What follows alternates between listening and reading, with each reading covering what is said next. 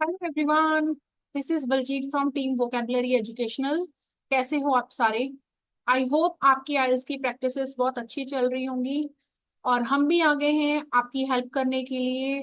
ठीक है जी। और आज जो मैं आपके लिए क्यू कार्ड लेके आई हूँ दैट इज जो अगस्त टू सितंबर की न्यू पीडीएफ आई है उसका सेकंड क्यू कार्ड है। Describe a person who loves to read a lot. ठीक है जी। आज हम ये वाला क्यू कार्ड कवर करने वाले हैं। Describe a person who loves to read a lot. तो आपने कोई ऐसा अपना फ्रेंड या नेबर या कोई भी पर्सनालिटी को डिस्क्राइब करना है जो कि रीडिंग बहुत पसंद करता है, जिसको रीड करना बहुत अच्छा लगता है। ठीक है जी। तो देखते हैं बुलेट पॉइंट क्या क्या कवर करने वाले हैं हम। First bullet point is who this person is. वो पर्सन कौन है? How do you know this person? आप उसको कैसे जानते हो? वट ही और शी लाइक्स टू रीड। उसको क्या रीड करना पसंद है, मतलब किस टाइप की बुक्स वो रीड करना पसंद करते हैं या नॉवेल्स जो भी रीड करना पसंद करते हैं उसके बारे में बताना है। Then you have to explain why you think he she likes to read a lot. आपने बताना है कि वो क्यों लाइक करते हैं इतना ज्यादा रीड करना, मतलब उसके रीजंस बताने हैं। क्लियर है जी? क्वेश्चन क्लियर हो गया? Describe a person who love to read a lot और उसके चार बुलेट पॉइंट। ठीक है जी। तो चलिए अब हम पहले सबसे पहले स्टार्ट करते हैं वोकेबलरी वर्ड्स से। ठीक है जी।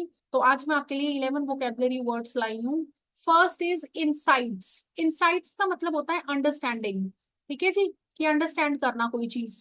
Next word is interpretations. Interpretations का मतलब होता है एक्सप्लेनेशन, किसी चीज को एक्सप्लेन करना, इंटरप्रेट करना, समझाना जिसको हम बोलते हैं।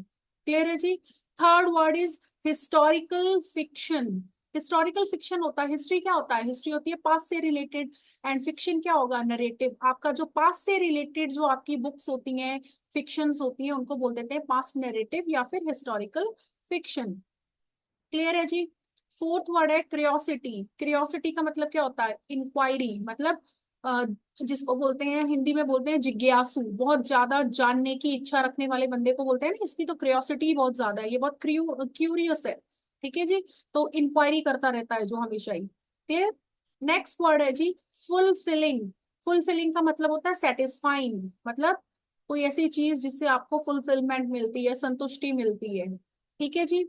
नेक्स्ट है परसुइंग। परसुइंग का मतलब होता है सीकिंग। सीकिंग मतलब लुकिंग, किसी चीज के लिए परसू करना, मतलब कि कोई चीज कर रहा है, जैसे मैं बोलूं कि कोई बीए कर रहा है तो ही इज परसुइंग बीए। ठीक है जी।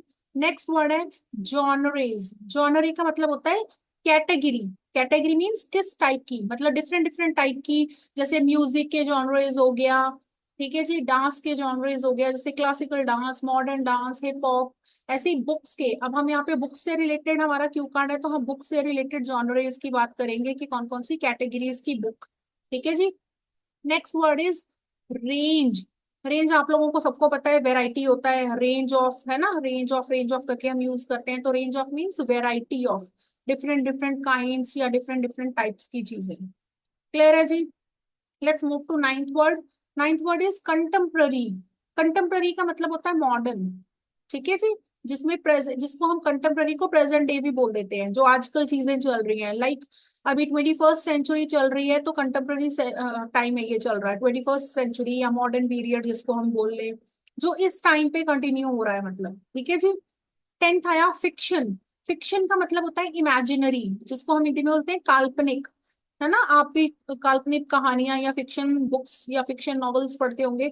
तो जो है नहीं, सिर्फ एक इमेजिनरी, जैसे हैरी पॉटर आप लोगों ने देखा होगा, तो वो इमेजिनरी कैरेक्टर था। ठीक है जी, तो फिक्शन था। Next word is recreational. Recreational का मतलब होता है इंजॉयबल। बेटा रिक्रिएशनल रिक्रिएशन से बना है, रिक्रिएशन मीन्स इंजॉयमेंट। ठीक है जी। तो इंजॉयमेंट या फिर रिलैक्सेशन जिसे हम बोलते हैं, तो रिक्रिएशनल बन गया ऐसी एक्टिविटीज जो इंजॉयबल हो, जिनसे हमें एंजॉयमेंट मिलता हो। क्लियर है जी? चलो अब हम नेक्स्ट करेंगे ईडियम्स। ठीक है जी। तो ये सारे ईडियम्स मैंने इस क्यू कार्ड में यूज किए हैं। And first one is you reap what you सो।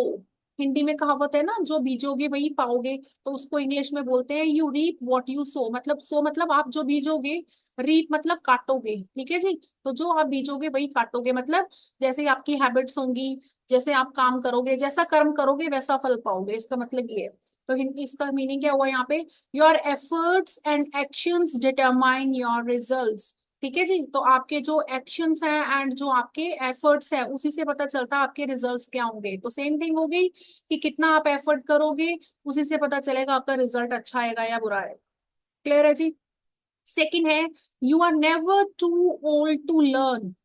ठीक है जी, you are never too old to learn. इसको हिंदी में बोलते हैं ना, सीखने की कोई उम्र नहीं होती, मतलब कभी भी आप चीजें सीख सकते हो, तो उसके लिए इंग्लिश में यूज करते हैं you are never too old to learn. It means you can learn, keep learning new things at any age. आप कभी भी कोई भी चीज सीख लेते हो, सीख सकते हो अगर सीखना चाहो।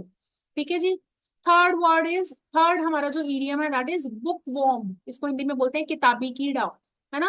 You might have seen some friends of yours जो हमेशा ही बुक्स में घुसे रहते हैं, उनको हम बोलते हैं ना, अरे तू तो किताबी कीड़ा है।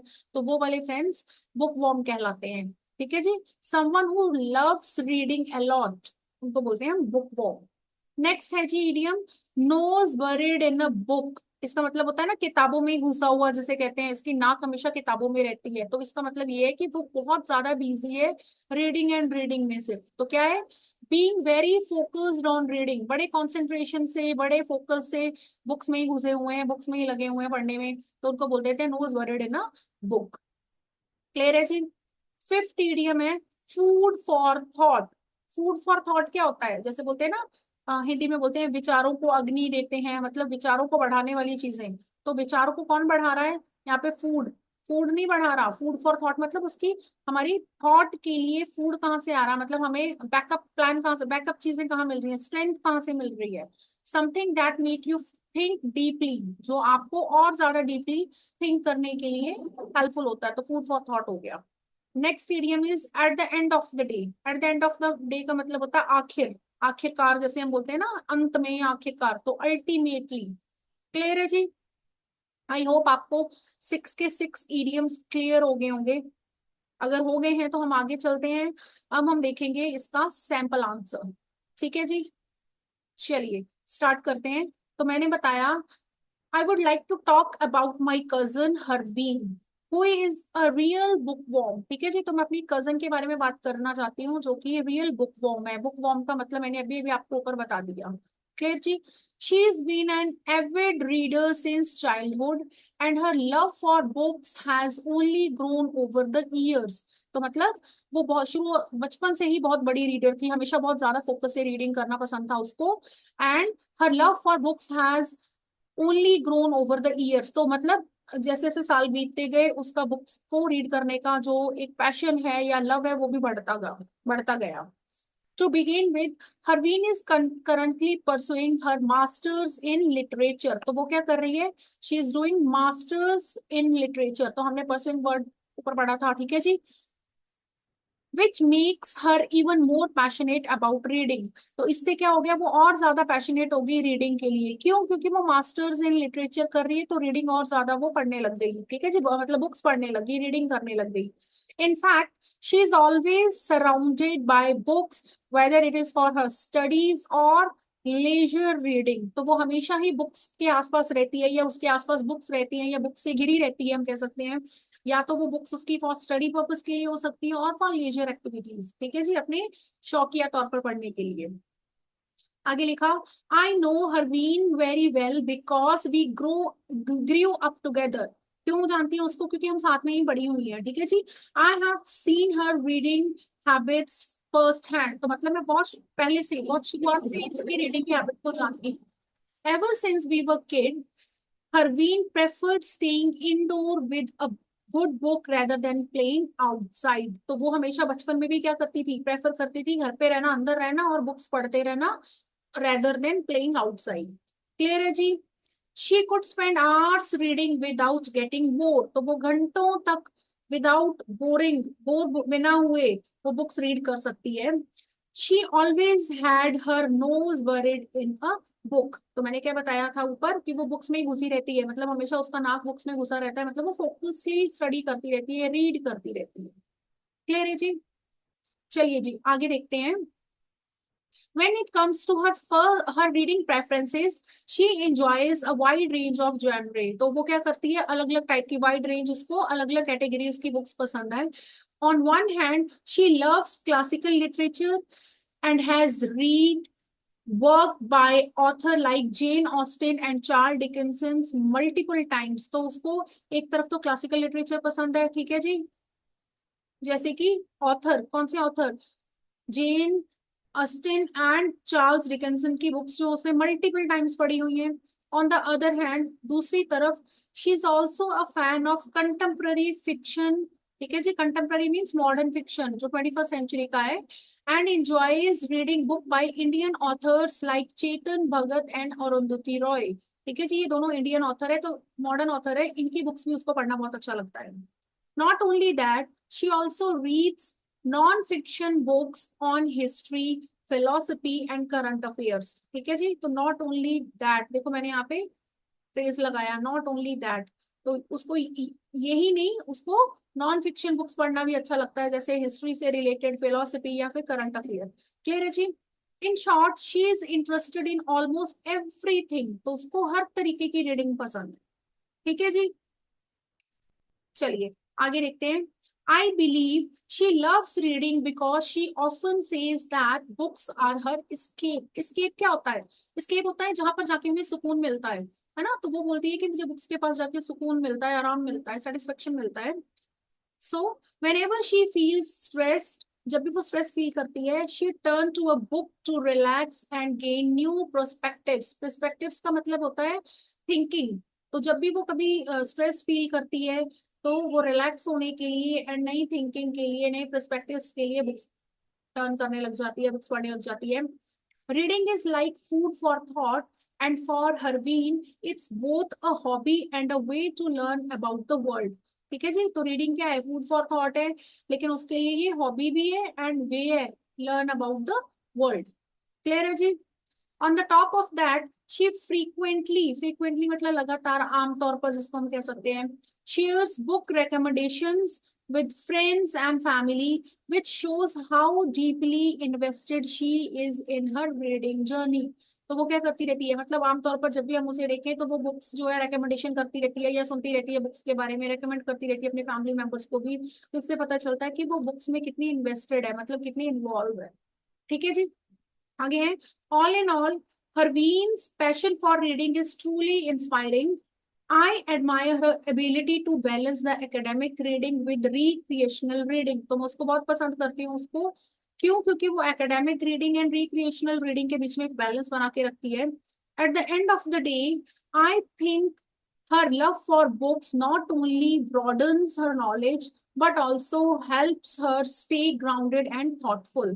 तो मुझे लगता है जो उसका बुक्स के लिए प्यार है, या बुक्स के लिए वो बुक्स पढ़ती रहती है, तो इसकी वजह से उसका ब्रॉडन हर नॉलेज, मतलब उसकी नॉलेज को बढ़ाता है एंड उसको ग्राउंडेड एंड थॉटफुल रखता है. ठीक है जी.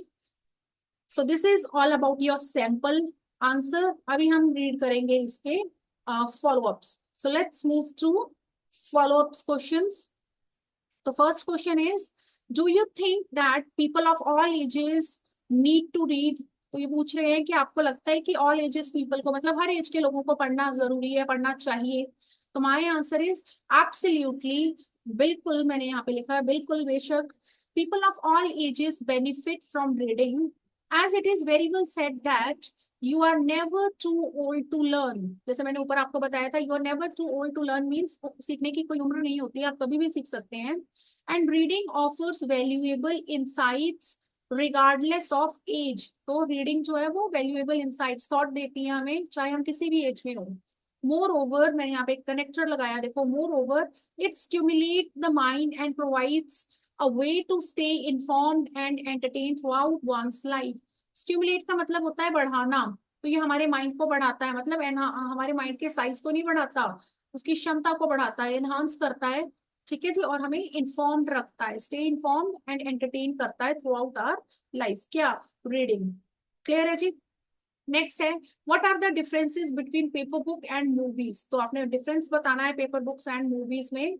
तो मैंने लिखा, to put it simply, paper books require more imagination and mental efforts. ठीक है जी, इसमें इमेजिनेशन एंड मेंटल एफर्ट्स की जरूरत, मेंटल एफर्ट्स मतलब मेंटल आपको प्रैक्टिसेस की जरूरत रहेगी, because readers create their own image and interpretations, क्योंकि रीडर्स जो है वो अपनी इमेज खुद क्रिएट करेंगे and interpretations.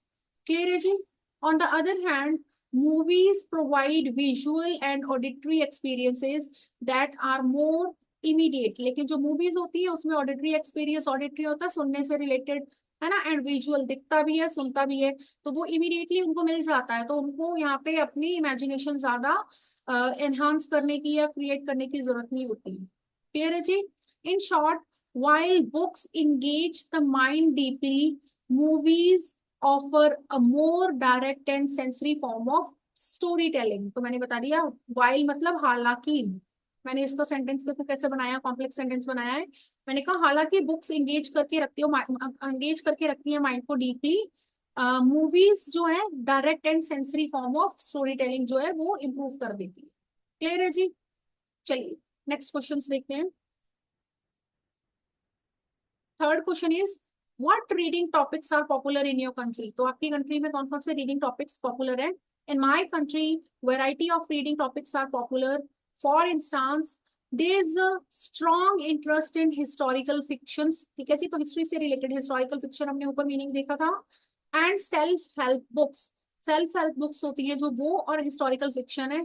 Additionally, additionally means इसके साथ साथ, with the rise of technology, many people are also reading about personal finance। ठीक है जी, पर्सनल फाइनेंस एंड एंटरप्रेन्योरशिप पर भी लोग ज्यादा ध्यान देने लग गए हैं, as they are increasingly relevant in today's economic climate। तो जो पर्सनल फाइनेंस है एंड एंटरप्रेन्योरशिप है वो इकोनॉमिक एनवायरनमेंट में या क्लाइमेट में बहुत ज्यादा रेलिवेंट है, तो इन चीजों को भी पढ़ते हैं। ठीक है जी। Fourth question is reading for fun or for work. पूछ रहे हैं जी रीडिंग फन के लिए होती है या काम के लिए होती है। तो मैंने बताया well, reading can be both a pleasure and necessity. ठीक है जी, नेसेसिटी मीन जरूरत हो सकती है, इट मीन्स वो वर्क के लिए है, और फन हो गया प्लेजर के लिए। On the one side, many people read for fun, diving into novels and biographies to escape from daily life. ठीक है जी, तो बहुत सारे लोग हैं जो वो नॉवेल्स एंड बायोग्राफीज पढ़ते हैं अपने डेली लाइफ की प्रॉब्लम से एस्केप पाने के लिए। On the other side, reading for work is equally important and it helps professionals stay updated and develops their skills। तो उनको स्किल डेवलपमेंट में एंड स्टे अपडेटेड रहने में हेल्प करती है रीडिंग। क्लियर है जी। Ultimately reading serves both purposes depending on the context. तो दोनों पर्पस सर्व कर रहे हैं, वर्क का भी एंड फन का भी। चलिए नेक्स्ट क्वेश्चन देखते हैं। फिफ्थ क्वेश्चन है, do you think parents should help their children develop the reading habit from an early age. कह रही है पेरेंट्स को अपने बच्चों में रीडिंग की हैबिट अर्ली एज मतलब चाइल्डहुड से ही सिखा देनी चाहिए रीडिंग करना, मतलब उनको रीड करना चाहिए बच्चों को बुक्स बचपन से ही। तो पेरेंट्स क्या कर सकते हैं।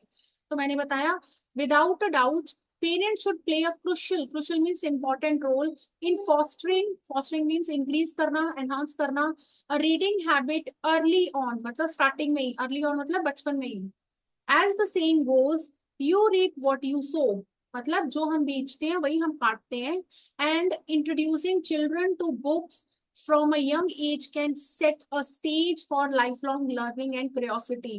तो अगर बचपन में ही बच्चों को ये हैबिट डाल देंगे, इंट्रोड्यूस करवा देंगे रीडिंग की, तो वो लाइफ लॉन्ग लर्निंग होगी उनके लिए और उनकी क्यूरियोसिटी हमेशा रहेगी।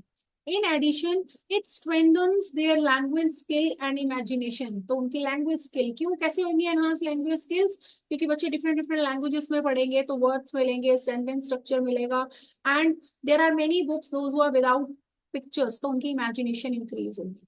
क्लियर है जी। चलिए लास्ट क्वेश्चन देखते हैं। Why are many people so keen on reading. Keen on होता है बहुत ज्यादा उसमें, फॉन्ड क्यों होते हैं मतलब लाइक क्यों करते हैं, बहुत ज्यादा शौकीन क्यों होते हैं बहुत ज्यादा रीडिंग के। तो there are several reasons why people are so keen on reading. First of all, it offers a form of escape and relaxation. ठीक है जी, तो वो उनके लिए एक एस्केप है सेटिस्फेक्शन के लिए और रिलैक्सेशन के लिए। allowing readers to dive into different worlds and experiences। ठीक है जी। तो एक escape है किसके लिए, डिफरेंट वर्ल्ड में जाने के लिए एंड न्यू एक्सपीरियंसेस के लिए भी।